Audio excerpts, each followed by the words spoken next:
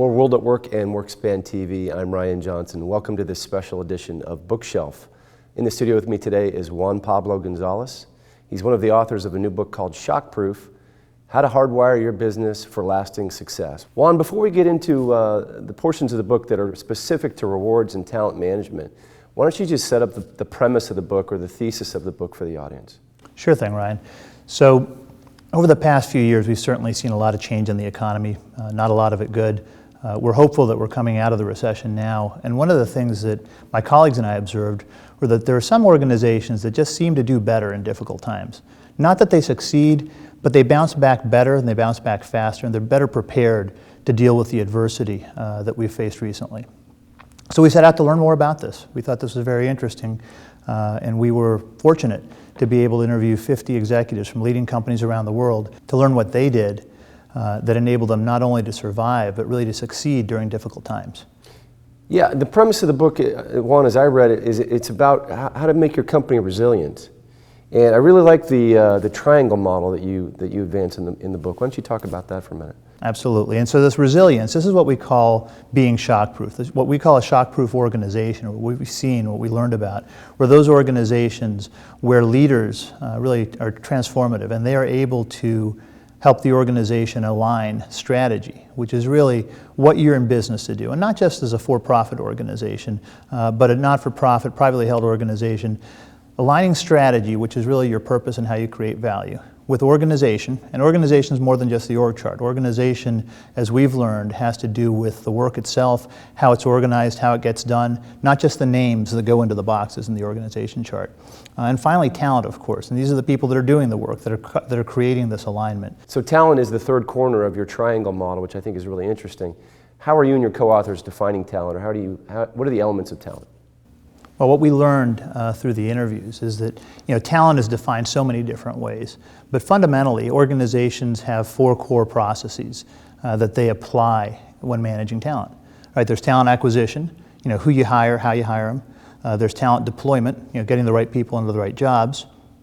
There's the development of talent, helping people grow and learn, and finally the rewarding of talent. And what we've seen is that it's a combination of these practices that make the biggest difference, really putting the pieces together in a way that adds the most value for your organization. And I'll give you an example. I mean, it can vary, but we think of CACI, which is a good-sized government contractor. They're a public company based in the Washington, D.C. area, focused primarily on Department of Defense work. One of the things about government contracting in this field is that talent comes with very specific requirements and very specific skill sets, security clearances, very high-end engineering positions, the sorts of jobs that you don't necessarily find by posting on Monster or looking in the newspaper. We met a fella by the name of Larry Clifton, who at one point was the aerial baseport commander for Air Force One. What this means is he ran the program. He ran the Air Force One program. Very process-oriented guy, very smart guy, no HR background. He's hired by CACI into a line job. And as Larry tells the story, he begins to complain about the process that he has to follow to recruit new employees. Complains enough that he's put in charge of the function. He's now in charge of workforce planning for CACI, and he begins to look at things through a different lens. He begins to look at things through a process improvement lens and says, okay, what can I do to better enable my organization to get the right people into these right jobs, and importantly, to get them in time so that they can go live onto a project in order to meet their customers' needs. Without getting into too much detail, he does a fair amount of statistical analysis and modeling, begins to learn how to handicap their business pipeline. So he can predict, not perfectly, but he can predict what projects they're going to win. He can aggregate that data and determine that 6 months from now, for example, they may need 25 database analysts with the following clearance level. Well, this is very powerful information when you add it up in a large organization where the hiring cycles are typically pretty long. So he was able to cut his hiring time almost in half, and certainly his cost to hire was cut in half. So here's a guy now running workforce planning who was able to save his company $13 million the first year that he did this. Right to the bottom line, because he's able to hire them twice as quickly as he was before.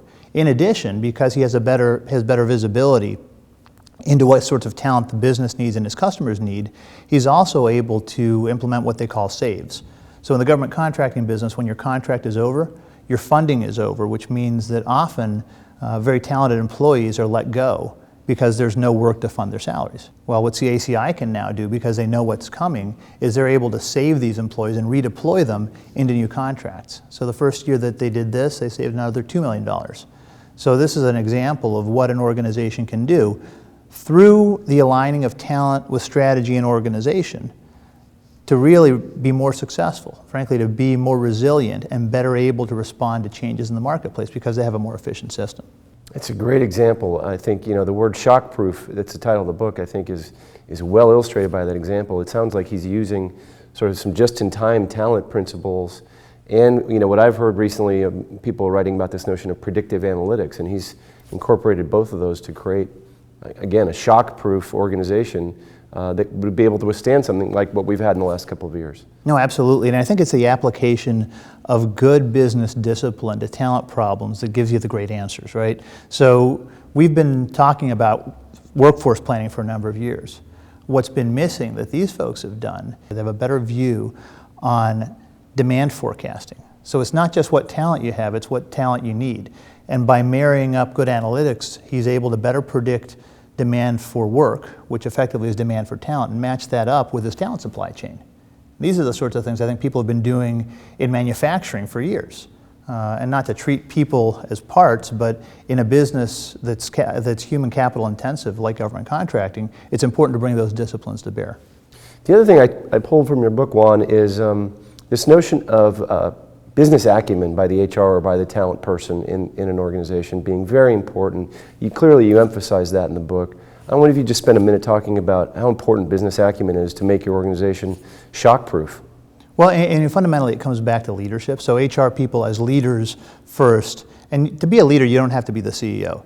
To be the leader you need to be someone who is able to marshal forces to get people engaged around achieving something that's important.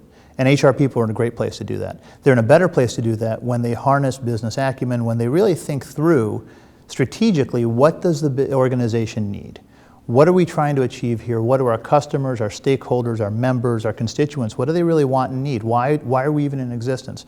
Having a good understanding of that and then using that and aligning that understanding with how the organization's put together. Again, often human resources professionals are asked to think through organization design and development issues, to help with decision rights, to help people really understand how to do their work, and then naturally to acquire, deploy, develop, and reward the talent that's necessary. So it's a great opportunity for human resources professionals really to step up and apply their knowledge both as business leaders and as talent experts to help solve important problems. Juan, I want to thank you for coming in today. The book is Shockproof, How to Hardwire Your Business for Lasting Success. And I've been talking with one of the authors, Juan Pablo González. And for Bookshelf and WorldatWork, WorkSpan TV, I'm Ryan Johnson.